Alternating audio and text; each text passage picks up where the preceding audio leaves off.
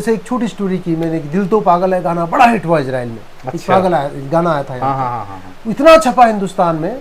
तो इस तरह के कई अनुभव हैं छोटे छोटे, तो उनको कैप्चर करना छोटी छोटी। बीबीसी के लिए भी मैंने 3-4 साल लगातार वहाँ से अच्छा कमेंट्री करना, उनके लिए असाइनमेंट करना, हिंदी और उर्दू के लिए खास करके एक्सपीरियंस। अच्छा। इजराइल का एक्सपीरियंस कैसा रहा, कितना टाइम आप वहाँ पे रहे? मैं इजराइल में 99 में से लेके और 2005 तक। अच्छा, वहाँ पे भारत का कोई कॉरेस्पोंडेंट नहीं था उससे पहले। हाँ हाँ हाँ। भारत का मैं अकेला था। तो मैं पहला इंडिया से गया हुआ इंडियन पहला पत्रकार था जिसने वहाँ पे जाके इंडिया के पॉइंट ऑफ व्यू से स्टोरी की। अच्छा। उस सेंस में मैंने हाँ।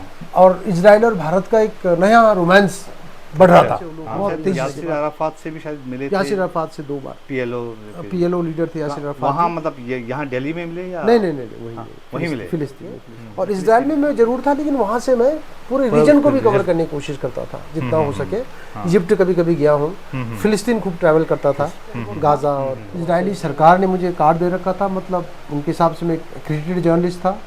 इजरायली प्राइम मिनिस्टर के ऑफिस ने मुझे एक चिट्ठी दे रखी है जिसमें उन्होंने लिखा है कि आपने यहाँ काम किया और आपके काम करने के दौरान भारत और इजराइल के मैत्री संबंधों में बहुत उस बढ़ावे में आपको बहुत बड़ा सहयोग है। अच्छा। मैं अकेला जर्नलिस्ट था।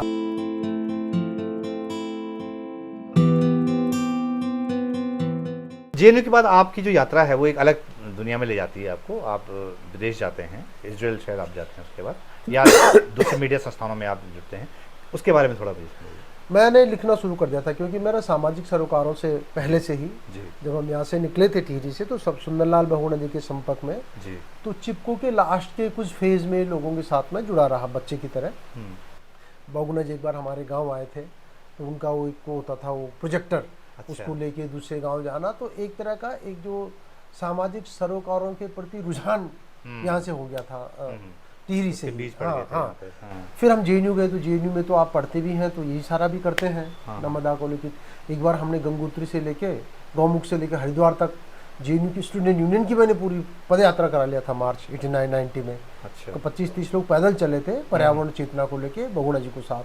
अच्छा। तो इस तरह के एडवेंचर होते रहते थे जेएनयू में। तो क्योंकि ये सामाजिक सरोकारों से जुड़ाव हमारा पहले से हो गया था, तो धीरे धीरे फिर मैं चला गया, लिखना शुरू कर दिया था मैंने। मुझे लगता है मैंने 1991 में लिखना शुरू कर दिया, हिंदी और अंग्रेजी में। अच्छा। हिंदी में कम और लिखना बाय एंड लार्ज अंग्रेजी में शुरू हुआ तब तक। तो तब तो किसी तरीके जोड़ तोड़ करके हाथ से लिखते थे। मुझे याद है मैं अपना पहला मेन स्ट्रीम वीकली एक होती थी, निखिल चक्रवर्ती उसके संपादक थे, तो हम हाथ से लिखते थे जेएनयू में, खुद लिखा। हैंड राइटिंग बहुत अच्छी नहीं थी। फिर एक सीनियर लड़की थी हमारी दोस्त, उससे लिखवाया बढ़िया हैंड राइटिंग में और उसको जाके दे दिया। अच्छा। तो उसी से टाइप करके, टाइप के पैसे भी नहीं होते थे। तो मेरे शुरू के जो लेख हैं वो मैं लिखता था। फिर एक सुजाता पटनायक एक लड़की थी हमारी सीनियर, ब्यूरोक्रेट की लड़की थी सीनियर उड़ीसा की। अच्छा। तो वही हम कह रहे हैं कि हम जैसा लड़का वो ब्यूरोक्रेट की लड़की एकदम अच्छी दोस्ती थी और सीनियर थी हमारी, तो वो हमारे लिए लिखती थी जब हम देते थे उसको। 8-10-15 पेज पकड़ाए हैंड रिटन। तो कंप्यूटर का जमाना था नहीं, तो एक पेज सही, आज तो हम डिलीट करके ऊपर नीचे कर लेते हैं, कॉपी पेस्ट कर लेते हैं। तो 5-7 पेज लिखे, एक पेज खराब निकला, दूसरा, तो एक आर्टिकल लिखने में 3-4 दिन लग गए आपको। अच्छा। 8-10 पेज लिखने में। फिर टाइपिंग के पैसे नहीं थे तो उनसे फेयर कराया। अच्छा। मुझे याद है फिर हम चले गए थे, एक बार मैंने ऑब्जर्वर में एक आर्टिकल दिया, नर्मदा पे लिखा था। अच्छा। तो वहाँ पे दिलीप चेरन थे। तो उनको मैं वही हैंड रिटन पकड़ा के आ गया था सुजाता की हैंड राइटिंग में, और 2 दिन बाद वो छप गया। वो भी एक अनुभव था जब आप बस लेके जेएनयू से 615 बस चलती थी, बाराखम्बा रोड उतरे, फिर वहाँ पहुँचे, तो एक आर्टिकल छपवाना एक 7-8 दिन का प्रोजेक्ट था पूरा, न्यूज़पेपर का आर्टिकल छपवाना, उसको लिखना, फिर दूसरे से लिखवाना, फिर वहाँ जाना, फ़ोन नहीं थे, मोबाइल, फिर वहाँ जाना, फिर दोबारा जाना कभी पता करके कि फ़ोन करके हिचक होती थी क्या हुआ कि छप जाएगा, कभी रखा हुआ है। तो तब से हमने लिखना शुरू किया, तो पत्रकारिता की तरफ रुझान बढ़ गया था। जेएनयू में बहुत से लोग पब्लिक सर्विस कमीशन यूपीएससी का एग्जाम देते थे आईएएस बनने के लिए। मुझ में समझ आ गई थी कि इसके लिए जितना आपको टाइम, समय और एक सेंस ऑफ सिक्योरिटी चाहिए कि आप 3-4 साल मेहनत कर पाए, तो हम जब पढ़ रहे थे तो ट्यूशन भी पढ़ा रहे थे। अच्छा। अपने खर्चे के लिए। मतलब मैं 87 के बाद इंडिपेंडेंट था, 87 से 85 से। अच्छा। 85 से लेके मुझे लगता है आज 2024 है, मुझे लगता नहीं कि 50 रुपए की भी मैंने घर से सपोर्ट ली होगी। 85 से पहला मास्टर भी देहरादून का। तो पढ़ना खुद ही था, तो काम भी करते थे, कहीं ट्यूशन, कहीं रिसर्चर, कहीं बच्चे इलेक्शन में इधर उधर कुछ कुछ काम करते रहते थे। तो वो वाला वो स्थिति नहीं थी कि हम बैठ के 3 साल दरवाजा बंद करके हाँ। और खर्चा पूरा है और 3 साल अगर करेंगे तो 2 महीने बाद मेस बिल देने के लाले पड़ जाएंगे, तो कोई एग्ज़ाम नहीं दिया कभी लाइफ में। अच्छा। पीटीआई का एग्ज़ाम दिया था एक, हम्म 94 में कोई एग्ज़ाम हुआ प्रेस टेस्ट ऑफ इंडिया का, हमारे किसी मित्र ने बताया, लिख हम रहे थे, हम उस पर नेशनल टेस्ट में प्रेस टेस्ट ऑफ इंडिया में निकल गए और हमने ज्वाइन कर दिया। तो उस समय पीएचडी के साथ इस तरह का थोड़ा सा एक लिबर्टी रहती थी, तो हम पीएचडी और ये सब साथ साथ करते हुए अच्छा। हमने 99 में अपनी पीएचडी जमा की और हम यहीं पर थे दिल्ली में ही तब। हाँ, इस बीच हमारी फेलोशिप लग गई जेरूसलम की एक, तो हम वहाँ विजिटिंग फेलो बन के एक रॉथवेल इंटरनेशनल स्कूल चले गए। यरूशलेम में। हाँ, और पीटीआई को हमने छोड़ना पड़ा यहाँ पे, अच्छा। रिजाइन कर दिया, जो रेगुलर जॉब थी हमारी, क्योंकि छुट्टी नहीं मिलती थी, हम जूनियर थे, 3-4 साल ही हुए थे पीटीआई में। जैसे लेकिन हम वहाँ गए, हमने वहाँ से लिखना शुरू किया, तो पीटीआई ने फिर हमको संपर्क किया और हम कॉन्टैक्ट में उनके कॉरेस्पोंडेंट बन गए दोबारा, बहुत ही जल्दी, इजराइल में, जेरूसलम में। हाँ, तो फिर मैं वहाँ से पीटीआई का संवाददाता रहा लंबा, और जब पीटीआई से आप कर ही रहे थे, तो पीटीआई क्योंकि बड़ी एजेंसी है इंडिया की, एशिया की, तो उसी समय बीबीसी वालों ने अप्रोच किया, तो मैंने पीटीआई से परमिशन ली। तो बीबीसी के लिए भी मैंने 3-4 साल लगातार वहाँ से अच्छा कमेंट्री करना, उनके लिए असाइनमेंट करना, हिंदी और उर्दू के लिए खास करके। अच्छा। कभी कभार अंग्रेजी में, जैसे वहाँ पे आडवाणी जी आए थे या जसवंत सिंह जी आए थे, फॉरेन मिनिस्टर, होम मिनिस्टर 2000 में शायद। हाँ। तो अंग्रेजी में तो उनका अपना स्टाफ बहुत ज़्यादा है, हाँ। लेकिन हिंदी और उर्दू बीबीसी के लिए मैंने पीटीआई के साथ साथ अच्छा। लगातार जेरूसलम से रिपोर्ट की। रिपोर्ट तो उनकी अपनी थी, लेकिन कमेंट्री रिपोर्ट, अच्छा, मतलब अच्छा। फोन हाँ, आया, हाँ। फोन पे आपने उनको जो भी, कभी फीचर फॉर्म में, कभी न्यूज़ फॉर्म में, कभी विश्लेषण के फॉर्म में, उनके साथ हमने जो उन्होंने रिक्वेस्ट किया, जैसे सुबह रिक्वेस्ट कर देंगे आज शाम को इस विषय पे हमको थोड़ा आपसे बात करनी है या थोड़ी जानकारी इकट्ठी कर लीजिएगा, या उन्होंने सीधा रिएक्शन ले लिया किसी बड़े उसका। अच्छा अच्छा। हाँ हाँ, तो पेड होता था वो, पर असाइनमेंट पे करते थे। तो उसी दौरान मैंने पीटीआई के दौरान उनके लिए भी किया। हिंदुस्तान में तो खैर उस समय दूरदर्शन होता था, दूरदर्शन पे, क्योंकि इजराइल एक ऐसी जगह थी जहाँ कुछ ना कुछ संकट या अरब इजरायली वार्ता चल रही है, कुछ ना कुछ घटनाएं होती रहती थी। 99-2000 के दौर में वहाँ पे सुसाइड बॉम्बिंग हुई, सेकंड इंतिफादा कहते हैं, बहुत बड़ा दौर चला हिंसा का। उस दौरान भारतीय चैनलों के लिए, तब एनडीटीवी था, प्रणय जी न्यूज़ पढ़ते थे, कई बार उनके लिए हिंदी अंग्रेजी दोनों में, और उनके लिए अंग्रेजी में, दूरदर्शन के लिए हिंदी इंग्लिश में। जी शायद नया नया आया था, बाद में शायद स्टार न्यूज होता था तब।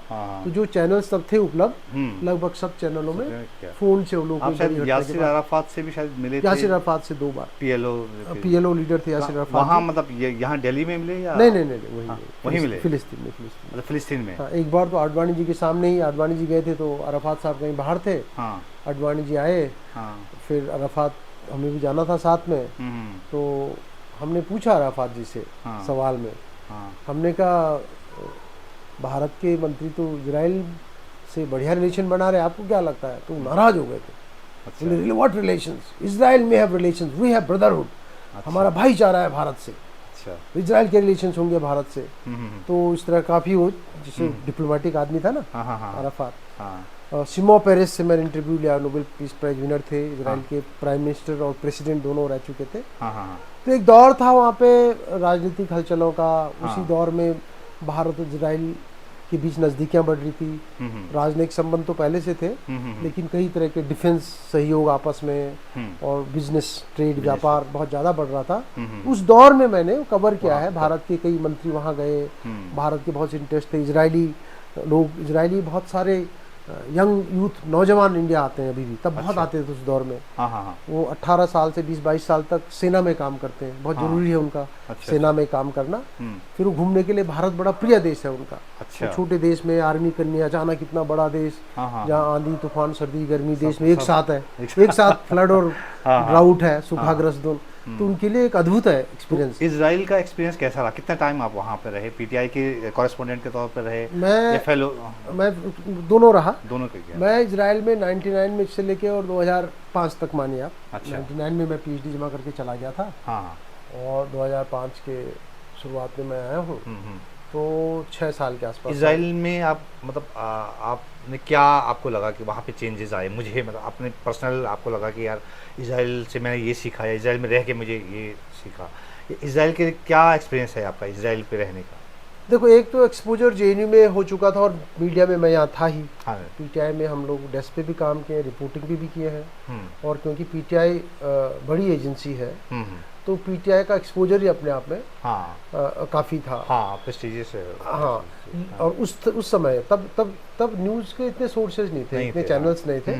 और पीटीआई पे डिपेंडेंसी थी सारे चैनल्स की, ऑल इंडिया रेडियो की, दूरदर्शन की। और क्रेडिबल एक अगर कोई न्यूज़ मानी जाती जिस पर आप भरोसा कर सकते हैं, तो कोई कहीं से खबर आई तो पीटीआई की लोग कॉपी देखते थे, अभी भी देखते हैं, लेकिन तब ज़्यादा था। तो यहाँ से ठीक ठाक एक्सपोजर था। लेकिन जब बाहर गए, बाहर मैं पहले भी जा चुका था, क्योंकि मेरा जो अकादमिक काम था वो इजराइल से संबंधित था, तो मैं पहले भी जा चुका था कुछ राउंड्स में पहले हो के आ गया था। लेकिन जब मैं फाइनली गया और फिर मैं पीटीआई का कॉरेस्पोंडेंट बना वहाँ पे, वो एक्सपोजर अलग है। यूनिवर्सिटी तो सब लोग जाते हैं। जी जी। इजरायली अच्छा, वहाँ पे भारत का कोई कॉरेस्पोंडेंट नहीं था। अच्छा। उससे पहले भारत का मैं अकेला था। तो मैं पहला इंडिया से गया हुआ इंडियन पहला पत्रकार था जिसने वहाँ पे जाके इंडिया के पॉइंट ऑफ व्यू से स्टोरी की। उस सेंस में मैंने और इजराइल और भारत का एक नया रोमांस बढ़ रहा था बहुत तेजी से। उस दौर में वहाँ पे उसको उजागर करना, जैसे एक छोटी स्टोरी की मैंने, दिल तो पागल है गाना बड़ा हिट हुआ इजराइल में। एक पागल गाना आया था यहाँ, इतना छपा हिंदुस्तान में।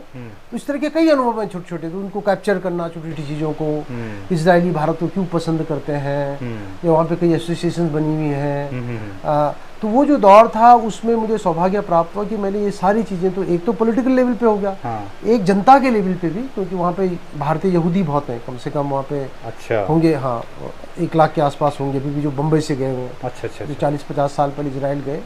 तो इजराइल एक बड़ा अंतर्राष्ट्रीय अनुभव था। इजरायली सरकार ने मुझे कार्ड दे रखा था, मतलब उनके हिसाब से मैं क्रेडिटेड जर्नलिस्ट था।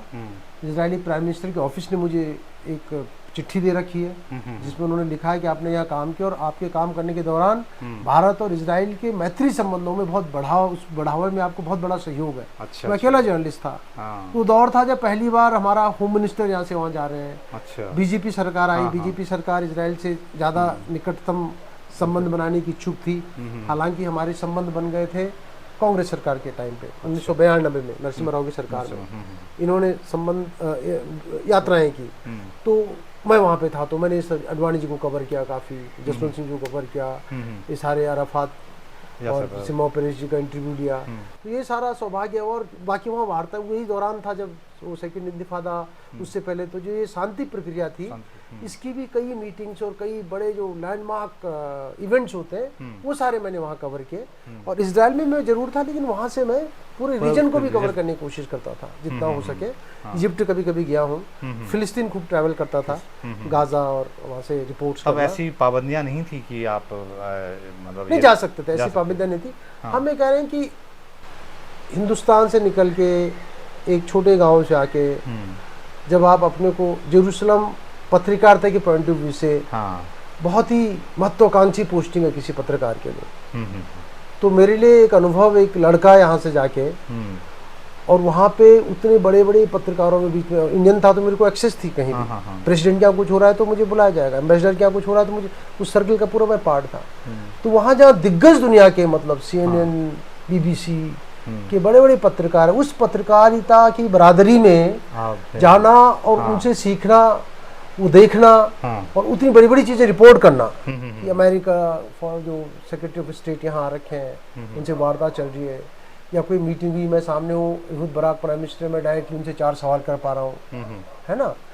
या बाहर से कोई आ रखा है, मैं क्योंकि एक तो हॉट स्पॉट है इजराइल, आज भी है, जो इजराइल अरब कॉन्फ्लिक्ट है, और पूरी दुनिया में एक किस्म से इजराइल खबरों का भी हॉट स्पॉट है, इजराइल और पैलेस्टाइन और अरब दुनिया, अरब वर्ल्ड। और सामरिक दृष्टि से देखें, आप पॉलिटिकल दृष्टि से देखें, धर्म की दृष्टि से देखें, यहूदी, क्रिश्चियनिटी और इस्लाम, वो जो 100 मीटर की रेडियस पे तीनों धर्मों के, मतलब यहूदियों का तो होलिएस्ट प्लेस है, सबसे पवित्र स्थान है, क्राइस्ट वहाँ पे क्रूसिफाई हुए थे, ईसा मसीह, और इनका अलक्सा है, थर्ड होलिएस्ट प्लेस मुसलमानों का। तो धर्म की दृष्टि से है, इसी तरह से वहाँ बहुत सारे लोग आते हैं।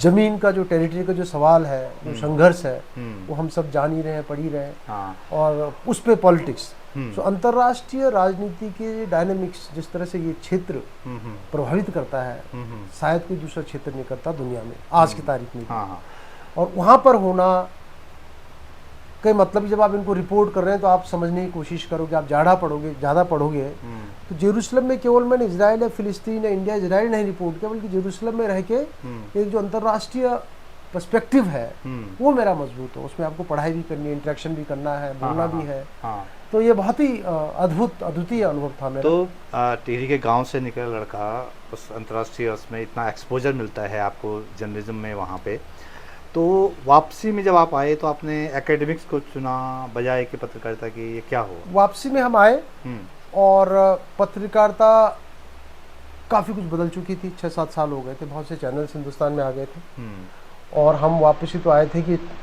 वापस आके कुछ दिन हम एकदम रेस्ट करेंगे। हम्म, लेकिन फिर हमने एक ह्यूमन राइट्स एंड लॉ पे एक मुझे बड़ी पोटेंशियल दिखी, अच्छा, कॉम्बैट लॉ करके एक हाँ, हाँ, जर्नल का मैगजीन शुरू हुई थी। हम्म, तो उनके एडिटर्स मेरे को मिले दोनों, हम्म, उन्होंने कहा आप मैनेजिंग एडिटर बन के इसको देख सकते हो, तो मुझे लगा इसमें कुछ करने की वो है गुंजाइश है। हाँ, तो हमने वो ज्वाइन किया हम्म, और उसमें 7-8 साल मैंने उसको इस्टेब्लिश किया। उसकी कम से कम 100-200 कॉपी तो विदेश जाती थी केवल, अमेरिका और कई जगह, हम्म, और एक नीश मैगजीन के तौर पे hmm, human rights, society, legal debates पूरे देश में हम्म, जो भी कानून आते हैं और उनका सोसाइटी पे क्या इम्पैक्ट होता है, एक्सपर्ट से लिखवाना। हम्म, तो उसके कई फॉर्मेट्स थे, उसमें कई सेक्शंस थे, हम्म, उसमें एकदम सेमी एकेडमिक राइटिंग भी, रिपोर्टाज भी, हम्म, विश्लेषण भी। हम्म, तो हार्ड न्यूज़ तो नहीं थी जो आप पहले दिन देते हो, हम्म, लेकिन उसी न्यूज़ का विश्लेषण, एक पीरियडिकल समझ लो आप, हाँ, हाँ, एक डेली न्यूज़पेपर है और एक पीरियडिकल है। हम्म, तो उसमें बड़ा आनंद आया, उसमें मैंने 7-8 साल काम किया। हम्म, फिर मुझे ये था कि मेरे पास पीएचडी थी, 2 साल विजिटिंग फेलो रहा हूँ मैं, हम्म, 2 साल में फिर पोस्ट डॉक्टरल फेलो भी रहा था। हम्म, तो मुझे एक विश्वविद्यालय से ग्रेटर नोएडा में निमंत्रण आया, मैं वहाँ एचओडी बन गया 2012 के अंत में। हम्म, तो तब से मैं सरोकारों से तो जुड़ा हुआ हूँ सारे, हम्म, लेकिन फिर मेरा ज़्यादा टाइम हम्म, एकेडमिक्स में, क्योंकि ट्रेनिंग मेरे को थी जेएनयू की, हम्म, तो और मीडिया में मैं एक मीडिया प्रैक्टिशनर्स लंबे समय से रहा था, हम्म, तो वहाँ मैंने मीडिया डिपार्टमेंट हेड किया बहुत समय तक। हम्म, फिर यहाँ पे मुझे लगा कि यहाँ मैंने थोड़ी बातचीत की, यहाँ पे वाइस चांसलर थे, हम्म, तो मुझे ये लगा कि मैं पूरा घूम के बहुत आ चुका हूँ, तो एक बार हाँ। देहरादून चला जाए। तो फिर मैं देहरादून आ गया तो आप तब से और दून तब से यूनिवर्सिटी मैं में दून विश्वविद्यालय में हाँ, विजिटिंग प्रोफेसर के तौर तो पे यहाँ पे हूँ। इतनी लंबी आपकी जर्नी है, मैं ये समझना चाह रहा हूँ कि आपने सबसे ज़्यादा इन्जॉय किस में किया? आप बतौर जर्नलिस्ट आपने वहाँ पे इन्जॉय किया, या आप एकेडमिक्स में आपको लग रहा है कि नहीं मैं ये मुझे मेरे मन का काम है? देखिए होता क्या है ना हम्म, कि कुछ जो ऑड बॉल्स होते हैं, जैसे हम लोग ऑड बॉल्स हैं, इन द हाँ। सेंस कि आप उतने प्रिविलेज नहीं हो कि आप कुछ अपनी चॉइस को एक्सरसाइज कर पाए। हम्म, तो कुछ चीज़ें तो समय और झोंकों के साथ चलती गई, हाँ, समय ले जाता गया, अच्छा है ना। हाँ, चलो, वो ये हमारी पृष्ठभूमि नहीं थी कि आपकी नहीं, मेरी मैं तो साइंस पढ़ना चाहता था, 9th में साइंस नहीं मिली, नहीं मिली। एक कहानी तो वहाँ पे ख़त्म हो गई, बहुत बढ़िया साइंस थी मेरी, वहीं पे ख़त्म हो गई एक कहानी, ठीक। उसके बाद अंग्रेजी बचती थी मेरे पास बाकी, हाँ, उसके बाद जेएनयू चले गए, कुछ किया, माना आईएएस बनने की या कम से कम एग्ज़ाम देने की इच्छा होती, उसके लिए बैकग्राउंड नहीं थी, पृष्ठभूमि नहीं थी, तैयारियाँ नहीं थी, 4-5 साल को आपको सिक्योरिटी चाहिए। वो कभी इच्छा जगी भी नहीं वो वाली जो? नहीं, वो तो ओरिएंटेशन ही बदल गया नहीं, ना। ओरिएंटेशन हाँ, बदल गया, हाँ। तो ओरिएंटेशन बदल गया। फिर दूसरी बात है कि मैंने 92 में ही नेट कर दिया था, जो लोग आज भी जो जरूरी है, एमए 3rd सेमेस्टर में एग्जाम दे लेते थे।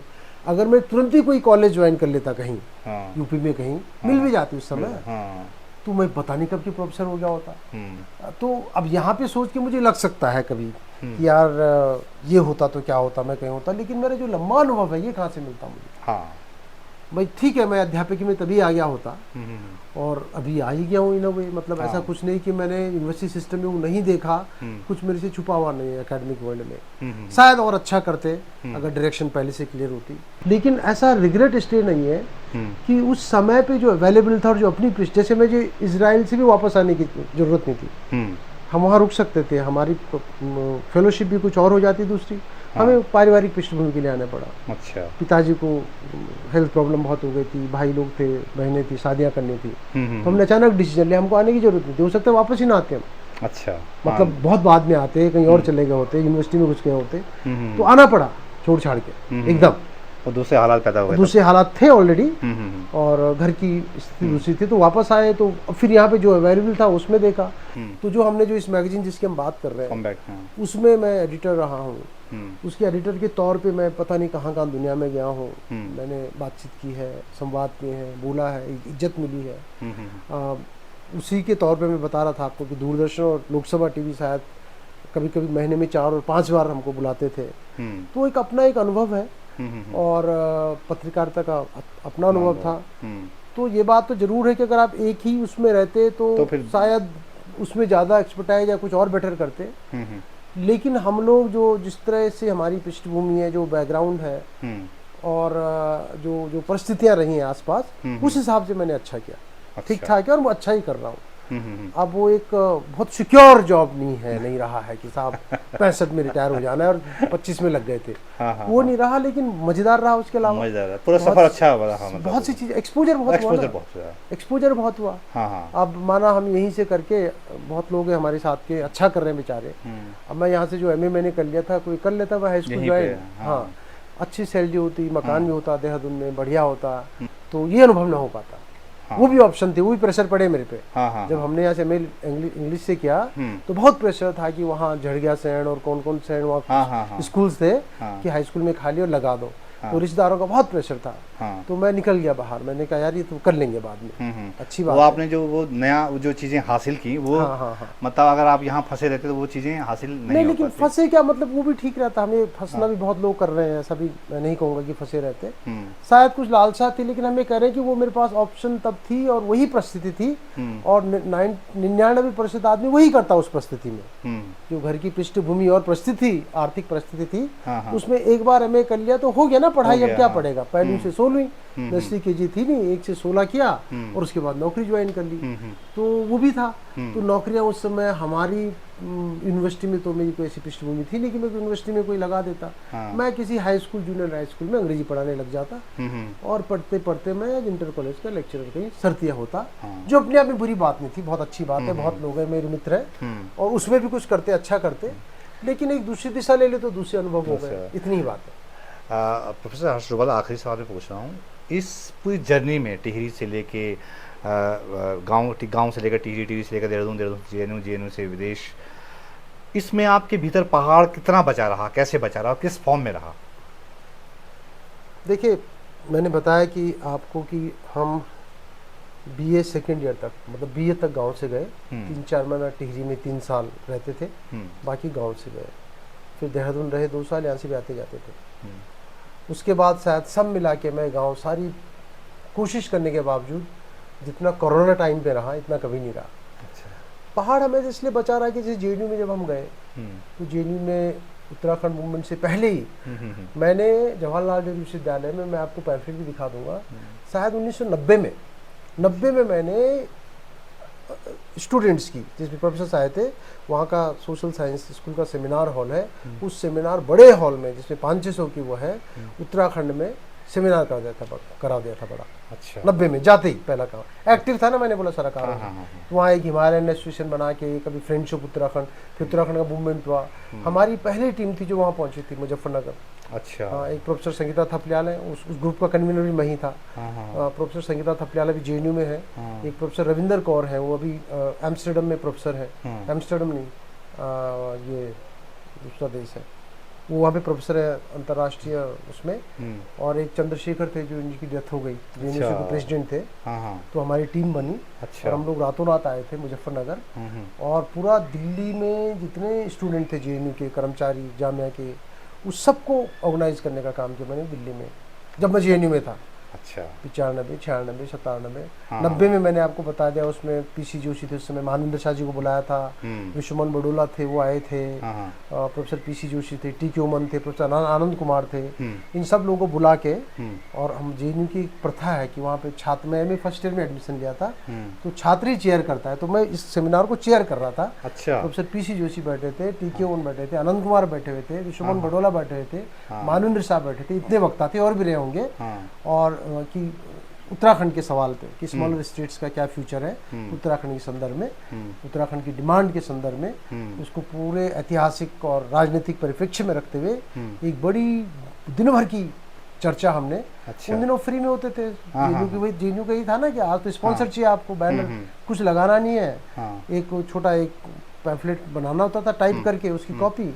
हाँ। तो हमने तब कर लिया था। फिर तो उत्तराखंड से तो मैं जुड़ा रहा लगातार। उसके बाद जब हम वहाँ गए, जब मैं इजराइल गया तो इंटरनेट पहले पहले आया। 2000 में उत्तराखंड बन गया तो पहले पहले इंटरनेट आया। हाँ। तो एक संजीव नैथानी थे मित्र, इंटरनेट पे मिले। तो हम लोगों ने एक पहला उत्तरांचल.ws करके एक वेबसाइट चलाई। अच्छा। फिर उस बाद में बन गए गढ़वाली.com। अच्छा। सारी वेबसाइट बात की है। अच्छा। और उससे हम कई लोग जुड़े उत्तराखंड के। शायद जो लोग बाहर थे, उत्तराखंड बनने के बाद एक नया नया उत्साह, कुछ नॉस्टैल्जिया था, कुछ कॉम्प्लेक्स था पहले, वो भी खत्म हुआ, बहुत सारी चीजें हुई। हाँ। तो एक नया जोश, नया उत्साह राज्य को लेके, राज्य के मुद्दों को लेके बना। तो हम कई देशों में लोग, हमने अपने ग्रुप्स बनाए। अच्छा। इंटरनेट प्रसिद्ध होने लगा था उस समय। हम्म। तो उस कई लोग अभी भी हम लोग मित्र हैं। मतलब मजेदार बात है कि उसके बाद मैं अमेरिका, लंदन गया और जो ऑनलाइन जो फ्रेंड्स बने थे उन्होंने हमको होस्ट किया। अच्छा। यहाँ भी हम मिले थे। अभी एक लड़का कोटद्वार का फिनलैंड में रहा है बहुत साल पहले, अभी मिला है। वो ग्रुप पहला ग्रुप था, साइप्रस में थे, संजीव नैथानी आईटी के थे, मैं जेरूसलम में था, एक दो मित्र जेरूसलम में थे। 2099 में बना दिया था हमने। अच्छा। तो हाँ, तो ये लोग तकनीकी तौर पे थे और मैं थोड़ा इनको सोशल कंटेंट में। तो हमने वेबसाइट लॉन्च कर दी थी। उस वेबसाइट ने जो डायस्पोरा था विदेशों में, कोई पढ़ रहे थे, कोई नौकरी करते, वो सारे लोग जुड़े। उसको देखते बाद में बाकी वेबसाइट्स बनी। और फिर हमने देखा कि शादियां, हमने मैट्रिमोनियल चलाया उसमें एक। अच्छा। और मैट्रिमोनियल से बहुत सारी शादियां हुई। हाँ। तो और उसपे संजय तिवारी थे, भी कनाडा में है, वो कुछ करके गाना वाना भी चलाते थे। रेडियो भी उन्होंने कुछ शुरू कर दिया था, कुछ पता नहीं क्या तकनीकी थी, कुछ सुनाते थे। तो ये जो जिस दौरान हम बाहर रहे, उस दौरान हमने विदेश के लोगों को जो उत्तराखंड से थे उनको बहुत जोड़ा। मेरा उसमें और उनके साथ योगदान रहा है। और हम फिजिकली मिले हैं हिंदुस्तान आके। अच्छा। ग्रुप आज भी हैं। अच्छा। अच्छा। अब उसके बाद क्या हुआ, स्कैटर्ड हो गया। अब कई बन गए, हजारों बन गए। उसके बाद एक युवाना बना नॉर्थ अमेरिका का, बहुत ग्रुप्स बने। लेकिन पहला ग्रुप इंटरनेट पे उत्तराखंडियों का www.uttaranchal.ws था। अच्छा। और कुछ दिन बाद उसका नाम गढ़वाली.com कर दें लोगों ने, लेकिन उसमें गढ़वाल कुमाऊं सबके लोग थे। अच्छा। आप इसकी इतिहास देख लेना, पहला ग्रुप है, बहुत ही प्रसिद्ध ग्रुप है। बहुत उसमें डिबेट डिस्कशन चले, यहाँ तक कि उसमें यहाँ पे एक सेक्रेटरी थे अमरिंदर सिन्हा जी। अच्छा। वो मेरे से जुड़े ग्रुप के थ्रू। और जब मैं यहाँ आता था तो मेरे को इनवाइट करते थे, मेरे को घर पे बुलाते थे, दिल्ली ले जाते थे। एक बार उन्होंने यहाँ पे कंप्यूटरीकरण किया था पूरे स्कूलों का। उन्होंने मेरे को घुमाया पूरा कि आप देखिए, मैंने उस पर रिपोर्ट बनाई थी। तो एक्टिव रहे हम हमेशा, मतलब छोड़ने की बात ही नहीं। अच्छा। क्योंकि वो तो वही है भाई। अपने साथ बचाए आदमी तब रखता है जब आप वो ना हो। हम तो थे ही उत्तराखंड जहाँ भी रहे हैं और अब तो घर ही आ गए हैं। तो प्रोफेसर हर्ष डोभाल, बड़ा मज़ा आया बात करके, और पूरी यात्रा जो है बड़ी दिलचस्प है आपकी, और बहुत चीज़ें आज भी पता चली। तो आपने मुझे बहुत समय दिया, बहुत बहुत धन्यवाद। बहुत धन्यवाद। Thank you.